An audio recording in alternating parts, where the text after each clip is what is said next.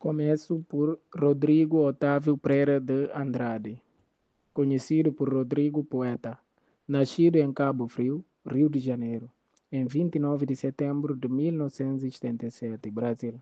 Escritor com vários livros, professor da língua portuguesa, redação e literatura, revisor, acadêmico e pesquisador. Autor dos livros Poesarte, Aicas, Ásperos, Crônica do Silêncio, Estrela Verso de Amor e Diário de um Albanês. Possui textos publicados em jornais, revistas, antologias, sites e blogs do Brasil exterior. Possui diversas homenagens e prêmios recebidos. Ele é ex-presidente da Academia Cabo Friense de Letras e também ex-presidente da Academia Cabista de Letra, Arte e Ciências de Arraial do Cabo. Ex-embaixador de boa vontade pela PIAS Missão do Paquistão e atualmente é presidente do Grêmio Literário Internacional Poesarte. Sandro Sebastião. Nome adotado por Sandra Armando Mapuia Sebastião, jovem artista angolano, nascido aos 20 de junho, natural da província de Luanda, residente no município de Kazenga, fazedor e apreciador das artes, em especial a literatura. Considerado por muitos multifacetado, atua em diversas áreas da literatura, desde escritor a editor, membro de várias academias, autor de 4 livros, Memórias da Minha Infância, junho de 2024. Um Conto de Natal, dezembro de 2024. A Voz da Esperança, maio de 2025.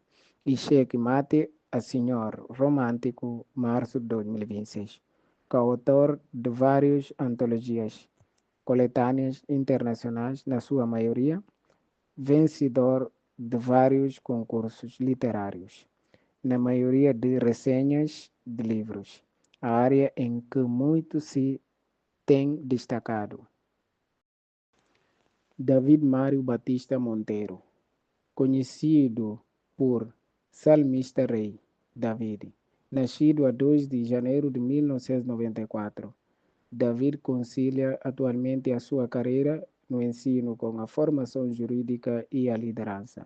No âmbito acadêmico, é estudante do primeiro ano do curso de licenciatura em Direito pela Faculdade de Direito de Bissau, onde também exerce funções de destaque como um dos secretários da Associação Acadêmica, demonstrando seu compromisso com a representação e organização estudantil. Profissionalmente atua como professor de língua portuguesa na escola pública. Também é professor do curso de aperfeiçoamento em língua portuguesa na escola evangélica Irmã Leopoldina.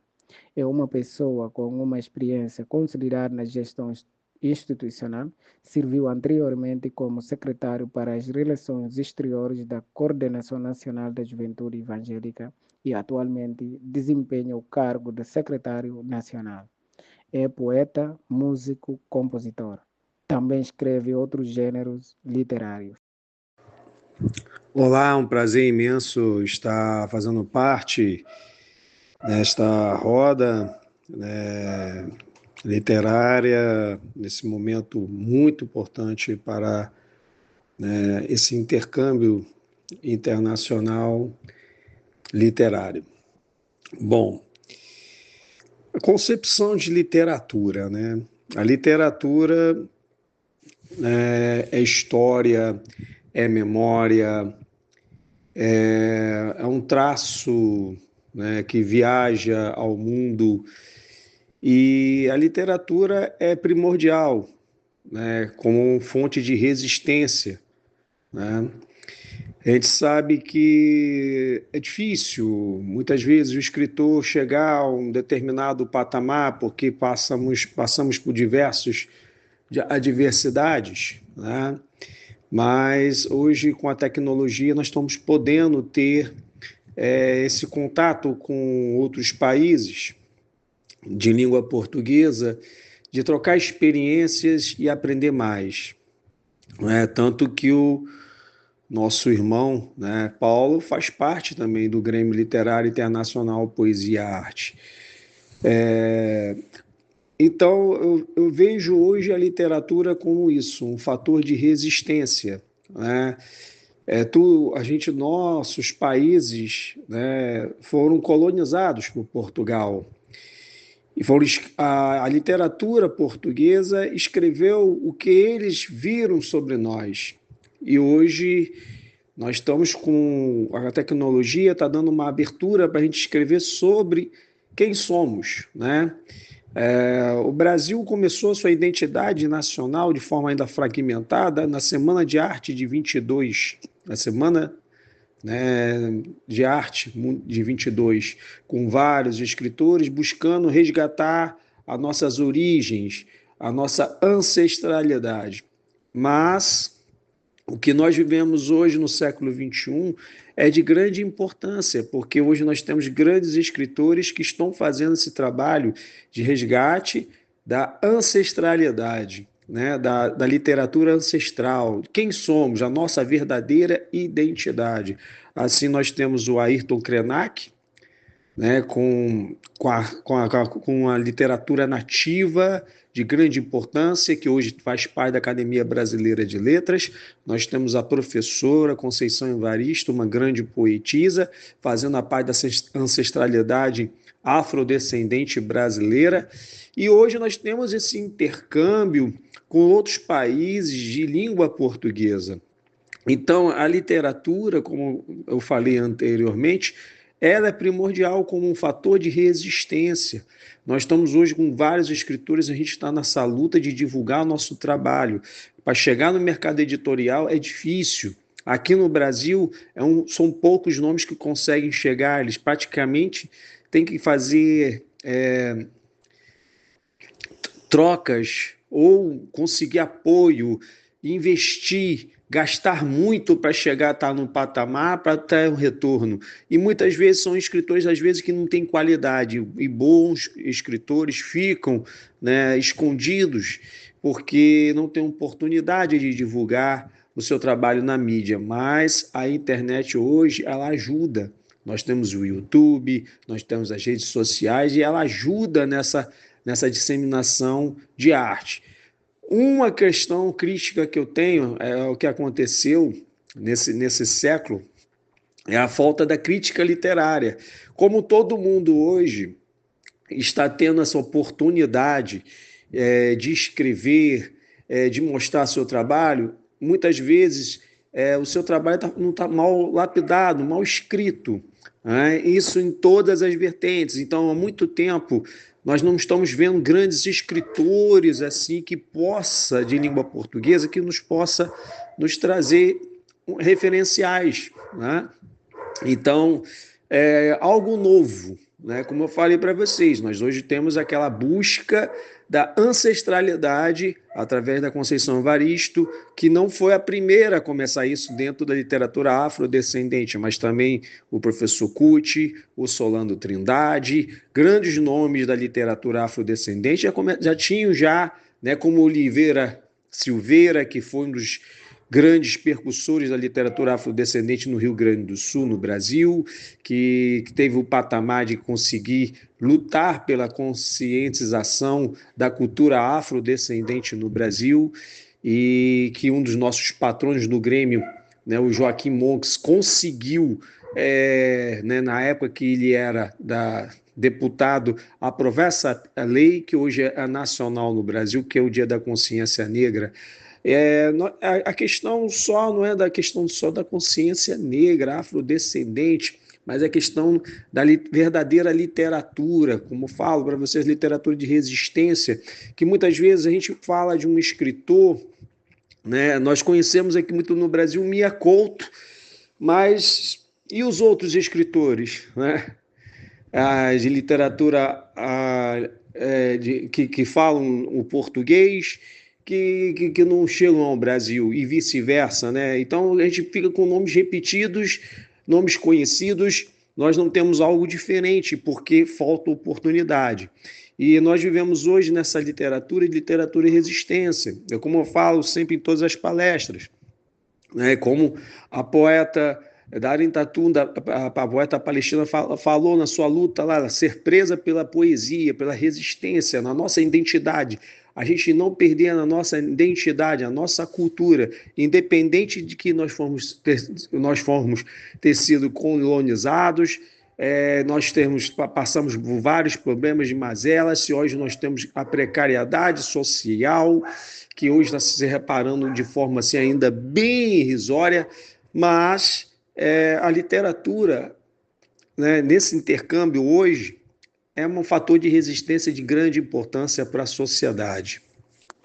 Para falar deste assunto sobre literatura como meio de interação cultural, eu quero voltar um pouco atrás para pisar nesta palavra que é literatura. Muitas vezes, quando ouvimos o termo, pensamos em definir literatura, mas no fundo, para mim, eu acho que este termo literatura não tem uma definição, porque cada um pode explicar da sua maneira. Sendo assim, podemos conceituar. Para mim, eu considero literatura é tudo. Literatura é a nossa história, literatura é a nossa vivência, literatura é modo de ver o mundo. E literatura é tudo, como eu estava a dizer. Alguém fez o poema em dizer literatura, mamé, literatura é isto, literatura é aquilo. Então, isto mostra que nós não temos como definir, mas sim podemos conceituar da nossa maneira a literatura. Bom, quando nós estamos a falar da literatura, se voltarmos atrás e ver a etimologia desta palavra, vamos perceber que esta palavra está associada à letra, que é de latim. Então, mas como podemos saber que podemos ter uma palavra, mas com evolução, e essa palavra pode perder o seu verdadeiro significado e passa a ter um outro significado. Então, a semelhança dessa palavra, já o que era literatura no passado, por exemplo, na Idade Clássica, já não é a mesma coisa hoje que é literatura. Então, isto já ultrapassou essa ideia de literatura ser só letra, mas sim literatura vai incluir alguns componentes. E no que toca com essa de literatura, se nós formos ver, vamos encontrar, por exemplo, na nossa literatura podemos encontrar oratura e podemos encontrar também aquilo que nós dissemos, literação literária.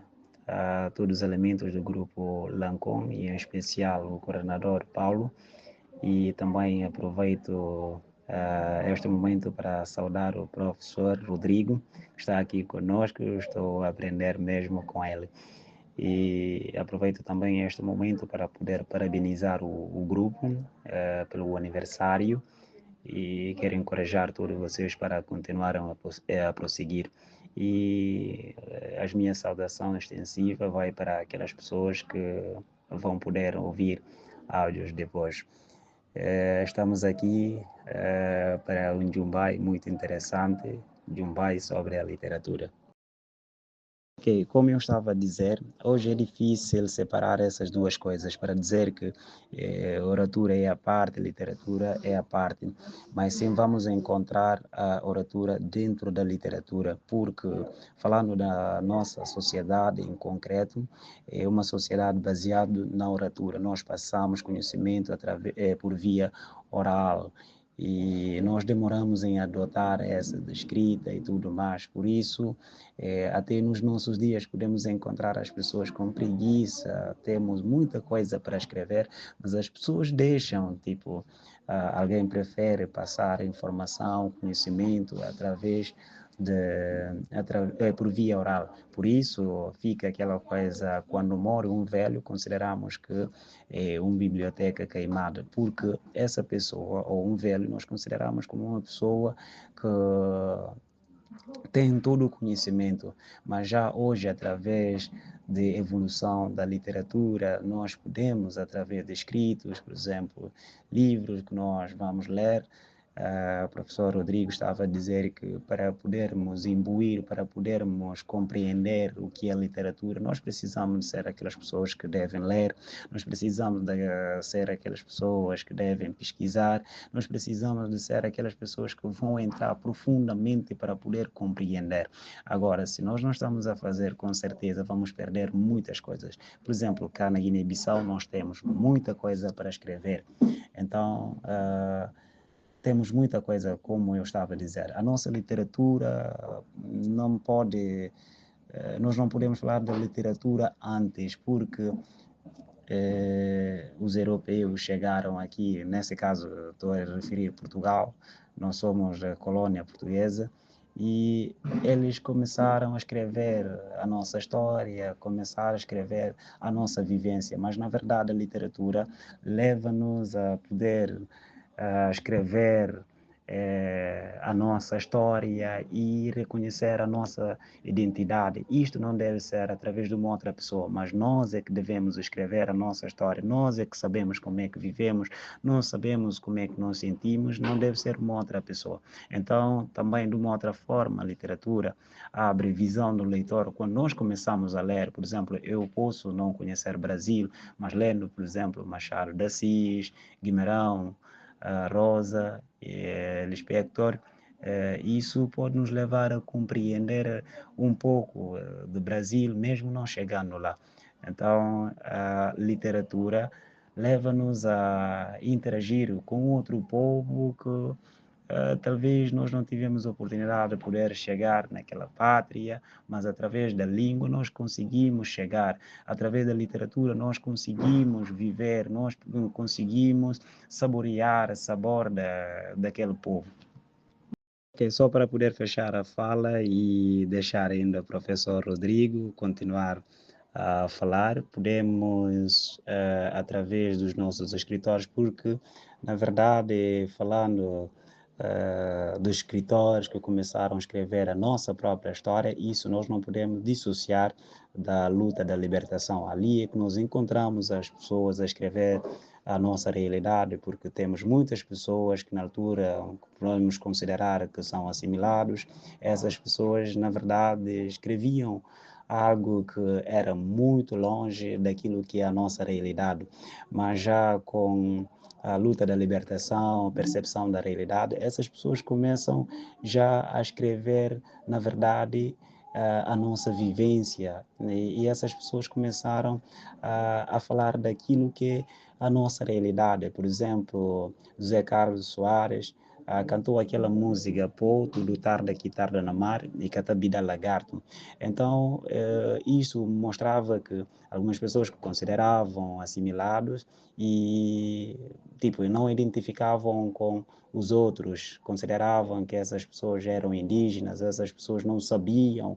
Então, com aquele cantou essa música, pô, tudo tarde aqui tarde no mar, em crioulo, e Catabida Lagarto. Nós podemos estar a conviver com os brancos, nós podemos saber comer a garfo, nós podemos saber fazer muitas coisas, mas nunca vamos ser os brancos. Então, isto retratava aquilo que é a nossa essência, aquilo que é a nossa realidade.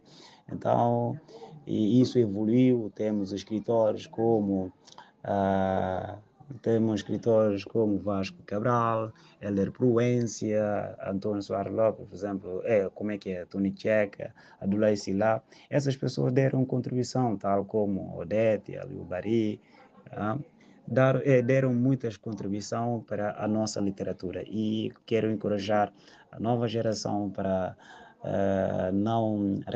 para não ficarmos assim. Devemos esforçar cada vez mais para podermos retratar momentos, porque esses momentos nós não vamos poder lembrar, mas através do escrito que nós vamos deixar, as pessoas vão poder recordar desses momentos. Quando nós olhamos para o escrito dessas pessoas, isso leva-nos a reviver momentos, chegar num momento, nós conseguimos conversar com as pessoas que já não estão de vida, através da literatura, através da obra que essas pessoas já deixaram, nós conseguimos conversar com essas pessoas.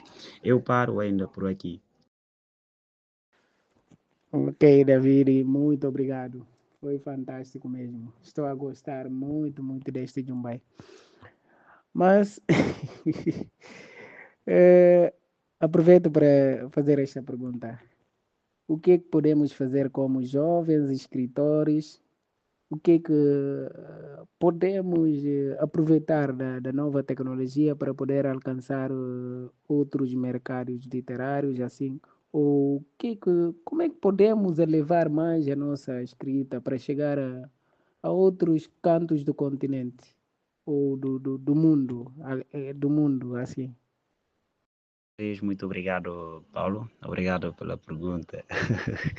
Interessante. É difícil mesmo ser escritor na Guiné-Bissau, por exemplo, para poder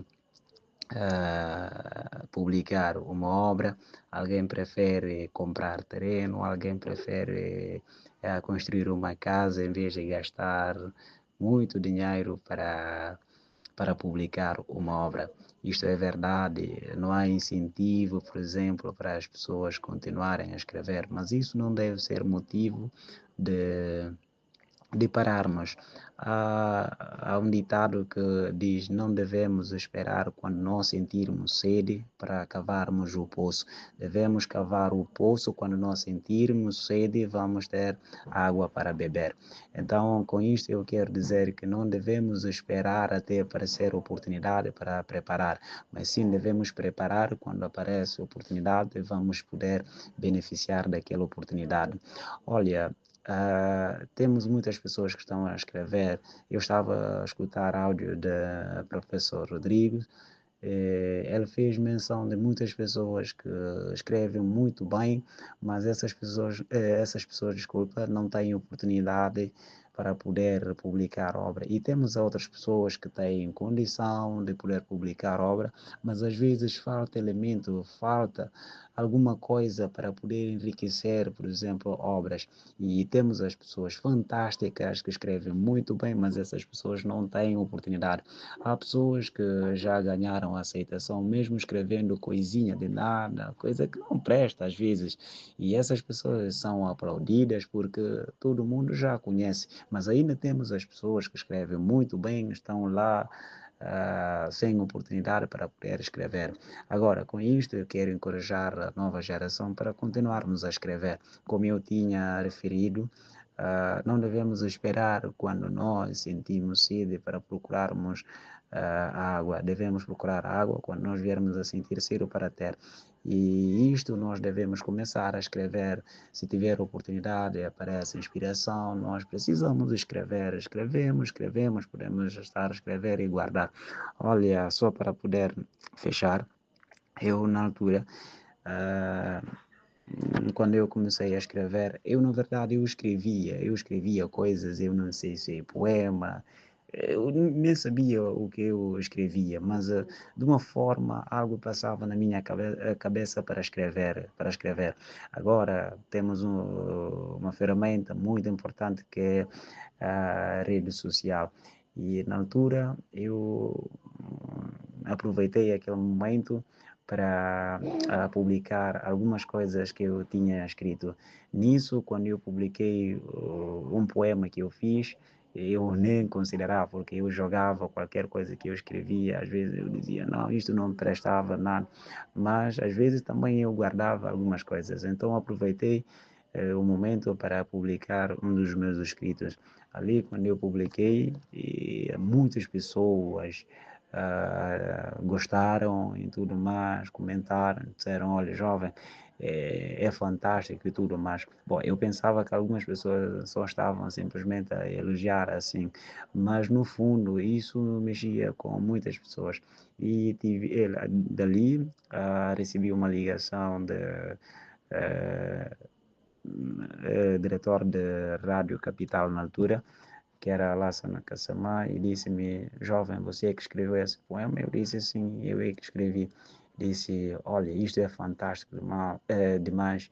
E perguntou-me onde é que eu moro. Eu disse, eu moro em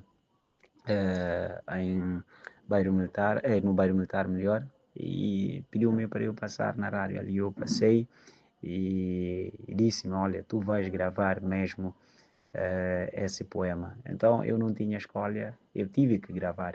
Eu gravei e esse poema passava, como é que é, na abertura da emissão e também quando estavam a fechar passavam este poema ali, muitas pessoas começaram a dizer, yeah, poeta, poeta, poeta, e eu na altura isso encorajou-me a escrever ou senti desafiado para continuar a escrever porque eu dizia, eu não sou poeta de um só poema, então devo estar a escrever ainda mais. Então isso ajudou-me, de forma acelerada, eu escrevi muitos poemas por causa daquilo. Por isso, o que eu percebi é falta de incentivo, mas quando existe incentivo, as pessoas têm qualidade, têm muito para escrever. Então, eu aconselho os jovens para escreverem. Se tivermos oportunidade, podemos aproveitar. Se não tem, podemos continuar a escrever.